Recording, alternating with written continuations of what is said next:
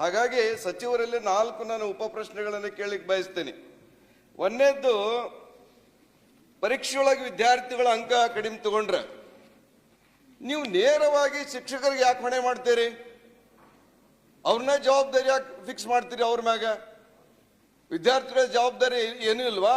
ಪಾಲಕರ ಜವಾಬ್ದಾರಿ ಏನಿಲ್ವಾ? ಸರ್ಕಾರದ ಜವಾಬ್ದಾರಿ ಏನಿಲ್ವಾ? ಇವನ್ನೆಲ್ಲ ಬಿಟ್ಟು ನೇರವಾಗಿ ಶಿಕ್ಷಕರ ಮ್ಯಾಗ ಆಪಾದನೆ, ನೀವು ಸರಿಯಾಗಿ ಕಲ್ಸಂಗಿಲ್ಲ ಅಂತ. ನಾನು ಶಿಕ್ಷಣ ಸಚಿವರಿಗೆ ವಿನಂತಿ ಮಾಡ್ಕೊತೀನಿ, ಇವತ್ತು ಪರೀಕ್ಷೆಗೆ ಸಂಬಂಧಿಸಿದಂತ ಪರೀಕ್ಷಾ ನೀತಿ ಏನದ ನಿಮ್ದು?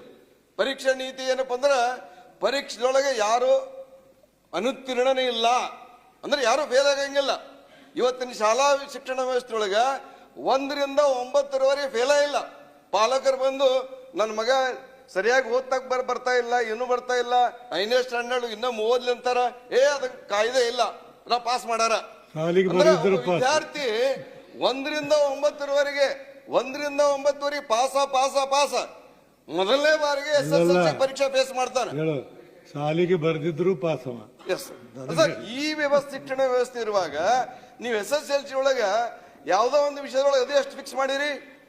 ಬೆಂಚ್ ಮಾರ್ಕ್ ನಿಮ್ಮದು 60, ಇದು 60% ಬೆಂಚ್ ಮಾರ್ಕ್ ಹ್ಯಾಂಗ್ ಫಿಕ್ಸ್ ಮಾಡಿದ್ರಿ? ಕಾರಣ ಏನು? ಅರ್ಥನಾಗ್ತಾ ಇಲ್ಲ. ಹಾಗಾಗಿ ಇವತ್ತು